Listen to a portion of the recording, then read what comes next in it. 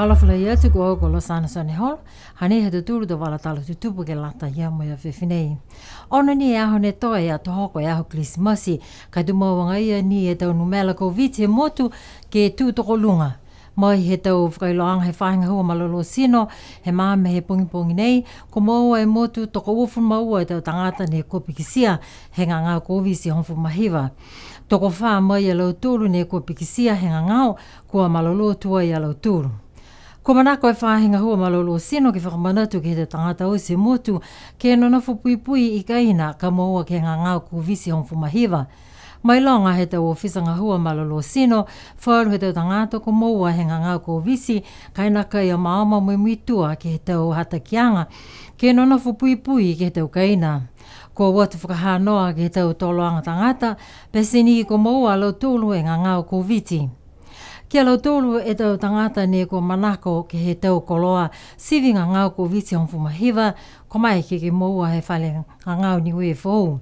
Mua atu kia lau tolu ne kua whai whakamailonga anga ngā flu.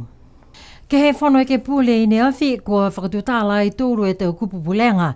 Ua e kupupulenga mai he iki pule ko lilifu ko esa mona aino, ko e ke pule mai tuapa, mai taha e kupupulenga mai he ke pule, e motu ko lilifu ko pili talangi. Kua manaki ai e tau e ke pule, ke whono whakahiku halau tūlu a pungipongi, ke tuku atua i halau tūlu a tau ui whakamunuina whakaklisi masi mo e tau whou. Hanei a Estabavihi mo e tau walatala ia ke he whono e ke pule. Nā kai whamahani e tau lilifu i ki pule ke tuku kupu pulanga atu ke he whono i ke pule. Pese ni he whala vea ke tau sipihia, kai mahuinga e tau kupu pulanga he i ki pule, ko e ke pule he maanga ko tuapa uho motu ko lilifu ko esa mona ainu. Hāna tau kupu pulanga ke lata ia mo tau whakaholoanga ngahua he whono e ke pule. Ko e kupu pulanga whakamua he lilifu ko ainu, ne tuku atu ke he whono e ke pule, ke liu ki kise ke he tau matakupu, ne kito whakahui he whakaholoanga he tau ngahua he whono ke pule a Niue, ne tuku atu ai me talia ke ai he whono ke pule he aho tōlung whumata he mahina Julai he tau nei. Kua talia osi he tau lilifu he whono ke pule ni awhi ke liu kise ke tau whakaholoanga he tau ngahua he whono ke pule, ha kua manako e tau lilifu ke whakamahino e tau hikianga whou, ha kua mawhisi lahi e puhala ne whakamoli ai e tau whakaholoanga whono nei, kai nāka i lahi e mga aho ke whakatutala ki ai e tau e ke pule. Ko e matakupu pulanga ke uaki mai he lilifu ko esa mona ainu, ke tuku atu ke komisi whale he whono ke pule, ke liu kise mo e tālanga whakamawhisi e taha whakaholoanga whakamatawhainga he whono ke pule, ke lata mo e tau whakalilifuanga, ka eke kua okioki e taha e ke pule, po ke whakatunu whono tū ko tofa ke he mga aho, po ke tau e ke pule mo e whakatunu whono kua okioki mai he tau kotofaanga, mo e liu ke whakafōu e tau whakaholoanga ke muitua ki ai e whono ke pule. Kaunga hua, ko lau tōlu fōke tau kaunga hua ne la lango ki he whono ke pule, mo e whalu whahinga hua he whakatu whono ne kua lango ki ai e wahenga whakalilifu mai tau tū kotofa ia. Pehe e lilifu ko ainu, ko e tūku e ia e kupu pulanga nei, ko e ke pule he maanga ko tuapa uho motu, ha koe tau matakupu nei, lango ia e tau whakaholoanga he whono ke pule. Ko talia osi ki ai e whono ke pule ke he kupu pulanga ke uaki he lilifu ko esa mona ainu. Ko e kupu pulanga mai he e ke pule motu lilifu ko Billy Graham tālangi, ko pulanga atua ia ke he whono e ke pule, ke talia moe o moi e hana kupu pulanga ke he whiwhilianga he whakatu whono, ke fuaki whā e paskala awhi mai tau tangata ke lipuaka he matakau hunters. Ko talia au loa he whono ke pule e kupu pulanga he lilifu ko Billy tālangi. Kua whakausi tua e whono lahi he lalolangi mai hikianga he kalai mete he aho ua he wha he tapuka male, ne whakahingoa koe kopu o fulmawalu, ne whakahoko ai ki Dubai he United Arab Emirates. Kua lili mai tua i e matakau Niue ke he whono lahi nei he awhalaile he wha he tapuka male. Liu mai fōki e tangata whakapūloa ha BCN News ko Saraya Mangawa, ne whinatu fōki ke he kop uafuru mawaru. Hanea ia mo tau walatala nei. Pese ni he nakai lahi e tau mena mitaki ne ko maua mai he whono lahi nei, kai tu maua ngai ai ni e tau mtakau Niue, ke tua mai whalanaki ke he tau mena mitaki ke maua mai he tau aho i mua. Mai ke a BCN News ke whakatutala mo te kita ki e whahinga hua Project Management Coordination Unit, PMCU, ko Felicia Talangi he whahi tip ko mole. Pehe mai ia koe hana matapatu whakatutalaanga ne muitua ia ki ai, ne whakamatapatu ke he tupe po ke climate finance. Mahuinga matapatu nei mo atu ke he tau motu tose, ne ukalahi ke moua tupe, ke alangamatai ki halau tolu e tau matanga hua, mo e tau whakaholoanga ke tukutuku hifo e tau mase ke lea, mai he tau hiki ki anga he kalai mete, ne lauia halau tolu e tau motu ki ai. Koe kumikumi he tau puhala ke whakamukamuka, e tau puhala uta mo e moua tupe, mai he tau motu lalahi he lalolangi. Kwa mai ke whoki a BCN News ke whakatutala mai taha he tau whaata he mtakau ki Dubai ko Daniel Makaia. Pehe mai ia lahe mahuinga tau whaata ke whakalataha ke tau whanoanga pehe nei. Mua atu ki halo tolo tau whaata he motu ke kisia I loa me whakako ke he whalua tau matanga hua. Mahuinga nei ne lauia whoki a Niue ki ai. Mahuinga ki a sihake mai a whaofa ke he tau tutuhanga ka eke mo e tau takitaki he hato tolo motu mai anu iha. Kwa mai ke whoki a BCN News ke whakatutala mo lau tolu ne ngahua ke a siha ke tau Niue Ocean-wide OCCs po ke tau Ocean Conservation Commitments ko lau tolu nei ko Coral Pasisi Avi Ruben mo Janam Hopotoa. La he whiawhia lau tolu kwa mai ke whakapuloa mo whakakise tau Now OCCs ke tau tangata he whanoanga lahi nei. Kwa kisia whoki long e tau tangata kwa manako ke langmatai mo whakatupe whalo tau wala moana OCCs ha Niue. Ko whakakise e tamanatu whakaue he pale mia lilifu Dalton Tangelangi ke he kumisina toko lunga ha New Zealand ki Niue kua mole ko Helen Tana ke he ana tonga hua ko whakauka ke he ana kato whaanga nei. Ko liu whenonga a Tana he wakalele he ahwhala ile ko mole.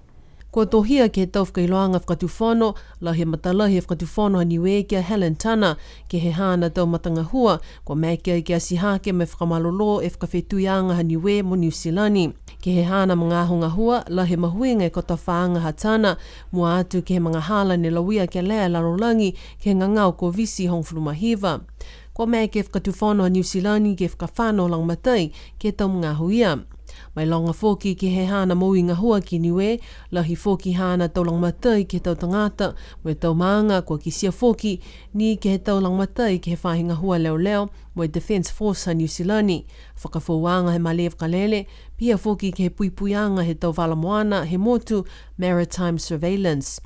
Pehe mai e whakailoanga he whakatuwhono, tō mana tutu mau e tau tangata Helen Tana, mai hana tau ngā hua whakauka kua tause ia mai motu ko Niue. Kua puhala I whoki e tau mana tu whakaue he palemia, mai whakamanuina ki a Tana mai hana tau ngā hua he tau aho mai mua. Koe tau whakaholoanga ke lata mo e hiki anga he matangi, tau ngā hua whakalaulahi ha Niue mo e tau koloa mahuinga ke he whahenga hua papiliki e whalu he tau matanga hua kua manaki ke ngā hua kia e hukui he whakatuwhono o Stalia ko lilifu ko Katie Stewart. Kua katoa e tahe mahina he hoko mai a ia ke he motu ke kamata haana ko tawhaanga koe kumisina lahi ha Australia ki Niue.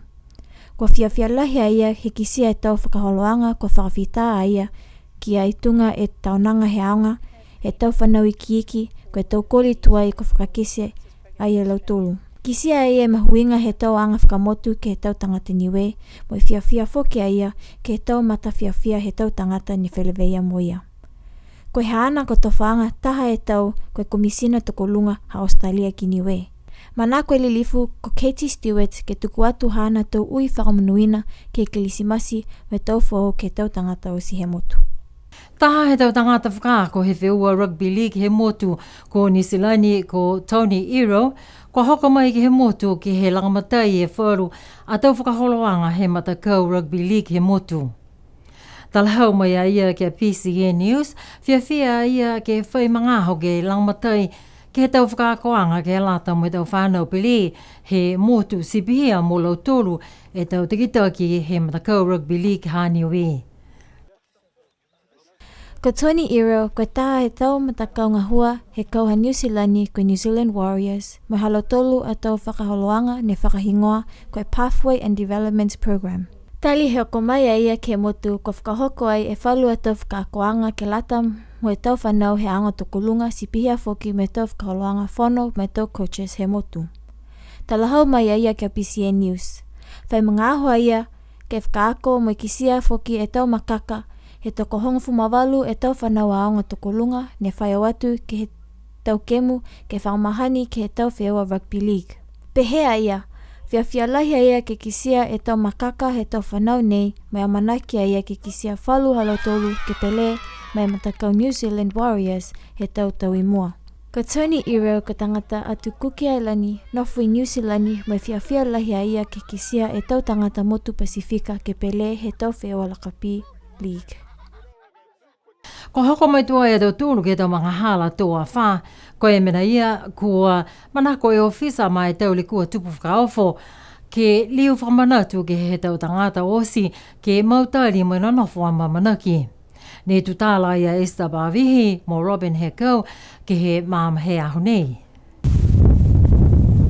Kua whai mga aho he nākai lau ia lahi e motu ke he taha a whā malolo lahi ke whakatai ke he a whā lahi ko heta ne lau ia e motu he aho whā e mahina ia nuali tau uawhi mai whā. Kua mana ia kua manako e ofisa mai tau le kua tupu whakaofo ke liu whakamanatu e tau hata ki anga ke lata mai mga hala toa whā nei. Ki tunga na ia ke mga hala nei ne kua whita ni whakaloi te tūru ke mga hala toa whā whamahani ki ei mahe mahina ha Novema uawhi me ufu matūru. He tau nei ki hoka toi ki apelila ua awhi ua furuma whā. Si tunga na ia ki he mai longa anga ki lata e me tutula te tangata he motu, ha kua whai mga aho. Ei whai a whā ne kua lauia tonu te tūru Niue ki ei. Si ki toa mamuna ki anga ka ha mautari, ki he tutula motu ki he mga aho nei, ha koi tua e ua furu tau ki he mahina i ha nuori he tau kahau. Ke mau tau se usa tau tūla tau tangata, hako e tau fuafuanga matangi ke mahala nei, ni pehe mai linga ke tōru po ke whae a whaka lauia e tau tōla motu nei ko Niue. Si ononu whaka tau tōru ki ei ke mahala nei, long e tau lavilavi, bai long e tau mena ni a mamna ke motu ki ei ke lata e me waha nei, moi tau mena he tau tōru ka ke mau tau se usa ngai ni e tau tōru tau tangata, ka nā kai whakahanoa po ke ha, ko tau koloha tau tūru ki tau lokaina, tunga ni ki tau akau, ne whai matuteke te whainga hua, mai he re tuai. Kai laulahi ni ki tau mga whaua, tau maanga, mua atu ka lotu ni nanofe kauhala tahi mai he tau maanga ko awasere ki hoko tuai ki he maanga ko hikitawaki. Ko he ia ki mga honea matula tau lahi ki whahoho ki tau tangata he kauhala tahi ia, ki mau tau seuse. Nā kai ni ko lotu ria, ka ko tole tu tangata mai he whahiuta, he tola motu, tunga na ia ka hahi ki he onono ki ei, haka mamau he tolu mai he tahi ka naka pehe to ei lauia tolu ki tau matangi malolo. Siku hei e tau mea naka hani onono ki ei ke mahala nei, laulahi ni ki tau maanga ne whai kau whalataha me lori lahi ki mautari ke mahala nei, ku tau maanga he mai a waseri hoko tau ki tawaki. Kua lata ke mai longa foki e tau matakavi, mo e tau whale kua whawhasi pawaki ke o atu ki ai e tau tangata, ka longona e ongo kua whai a whā, kua manaki ke lauia e motu, po ke whai a whā ne tata mai ke he motu. Tunga na ia koe whale aonga he tau whanau i hiki Niue Primary School, hai e matapatu ni kua whakatoka ki ai. Si tunga na ia foki ke lata e mo e aonga tokolunga, ka eke ke tunga peka tokolonga atu ki tangata ki otu ki ai ke mahala nei. Koe pia fuki ni ke matakau ki tangata e vēwa mai ke motu, ki me nof ki matawai, koe hea fuki Niue Primary School. Laulahi ha matu ne whai tuka toi ki ta maanga foki ke meka lotoro tau ne nofe kautahi, ke whai whatu talanga me lotoro tau matkainanga ne nonofo i ki lunga, ke whalo ta maanga meka lotoro ki matu taki ai, hako ki sia i foki ka whalo tau kaina ke tau mga hala ni whawhaonga ko mori ki tua, maho nei kua naka i tali he ta mga whaopa ka naka i meki ke whaonga foki ki ai. Ke whakausia ki e tau walatala tu tupuha tau tūru ke lata mo e tau nei, kua hoko atu foki e tau tūru ke he mga hala whiawhia kilisimasi mo e tau fōu, ne hanga o atu ki ai. Hanai e wharu he tau ui whakamunuina kilisimasi, mai he wharu he tau tangata he motu.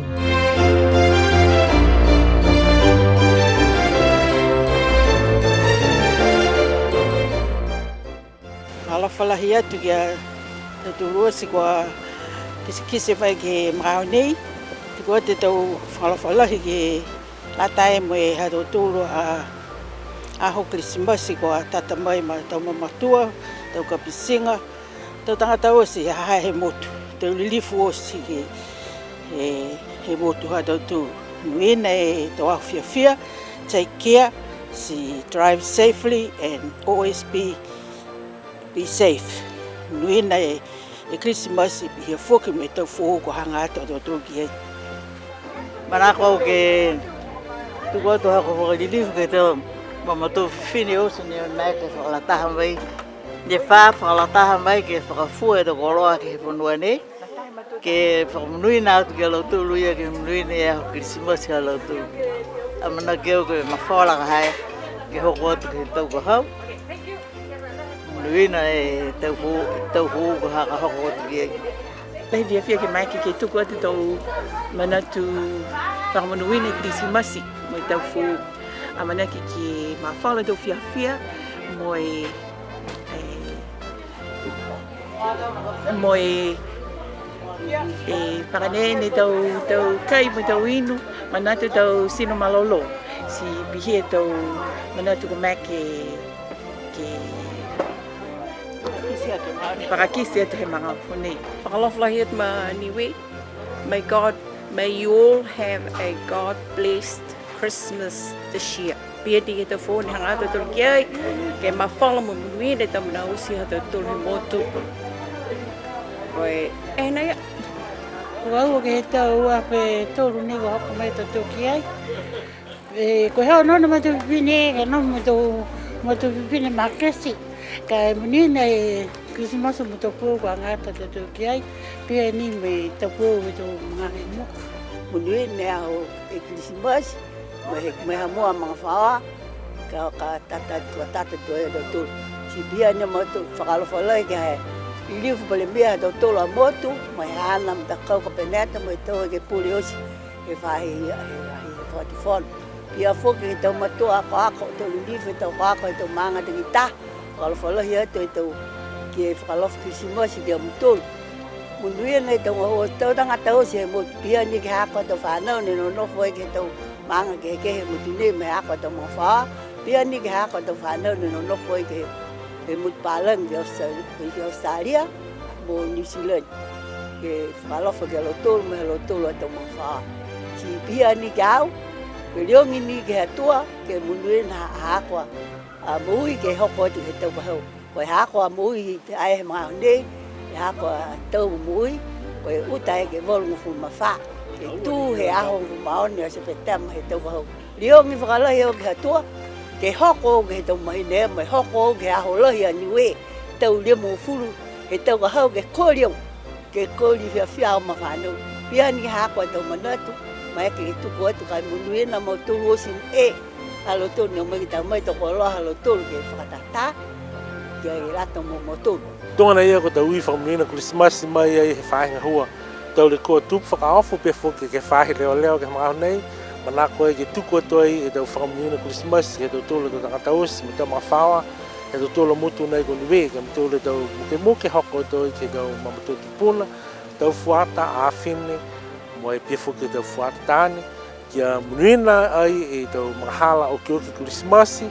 Munuina ke tau amamina kianga ke tau takai. Nio nono ki ai me mai longa foki to longa i to tangata tau nei nio mai pawaki ke lata ai me tau takai. Suka mena ia kia munuina me mawhala hata tōla motu ko Niue. Sibihe hata tōla tau wala tala tutupu ke lata ia me pōnei mo e whakausi foki hata tōla tau wala tala. PCA News ke lata ia mo e tau uawhi wofu matulu nei. Tuku atu e tau whakau e le mahaki ke matulu nei whātu mau ke ono ke he tau wala tala he tau whahe tau pōsi he tau nei. Mai hingoa he matakau whakapuloa kia munuina mai mawhala i tau fia Krismasi kua hohoko atu ki ai mo e tau fōu ne hangau mai. Whiliweia ke he tau fōu mo e munuina e pōlo sana se ne holo no fua munuina e pō.